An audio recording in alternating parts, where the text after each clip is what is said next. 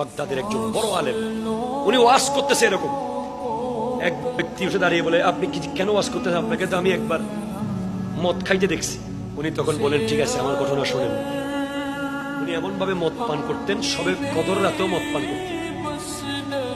নাউজুবিল্লাহ, জোরে বলেন না। একবার সবে কদর রাতে মদের দোকান বন্ধ,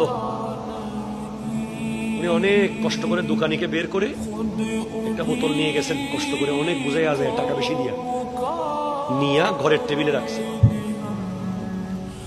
ওনার ছোট্ট একটা মেয়ে ছিল, একেবারে শিশু, বোতলটা ধাক্কা দিয়ে ফেলাই দিছে আর হাসতেছে কিলকিল করে। এর পরের বছর আবার একই সবে কদর রাত এসেছে, মদের বোতল এনেছেন। এবার বোতলের দিকে তাকিয়ে তাকিয়ে কান্না করতেছেন, খেতে পারতেছেন না, কারণ মেয়েটা কিছুদিন আগে মারা গেছে।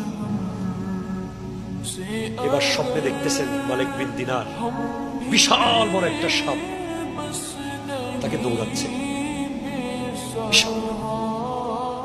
উনি দৌড়তেছেন আর দৌড়তেছেন, একটা বুড়া মানুষ ওনাকে পাইছে, বলে, বুড়া মানুষটা বলতেছে, আমার শক্তি নাই তোমাকে বাঁচাবো, তুমি এই পাহাড়ে উঠো, এদিকে চলে যাও পাহাড়ের। উনি ওই পাহাড়ে উঠে যেদিকে যেতে বলেছে ওইদিকে গিয়ে দেখে ওখানে একটা বাগান, কিছু বাচ্চারা খেলা করছে। ওই বাগানের ভিতরে গিয়ে দেখে ওখানে ওনার মেয়ে আছে। ওনার মেয়ে বাপকে দেখে দৌড়ে এসেছে, আব্বা আপনি এখানে? ও মা, আমাকে বড় একটা সাপ দৌড়াচ্ছে। মেয়েটা মুহূর্তের মধ্যে এভাবে থাপ্পড় মেরে সাপটাকে শেষ করে দিছে।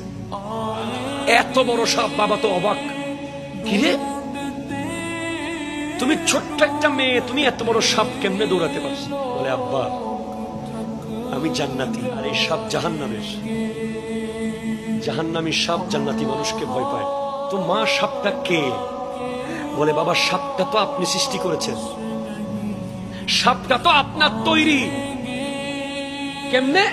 সাপটা হচ্ছে আপনার নফস। আপনি নফসকে খাওয়াইতে খাওয়াইতে খাওয়াইতে খাওয়াইতে এত মোটা করেছেন, এটা এত বড় সাপ হয়ে গেছে। আর রাস্তা দিয়ে আসার সময় একটা দুর্বল মানুষ দেখছেন না, ওইটা হলো আপনার রূহ। তাকে আপনি কোনো খাবার দেন নাই, সে আপনাকে সাহায্য করার শক্তি হারিয়ে ফেলছে।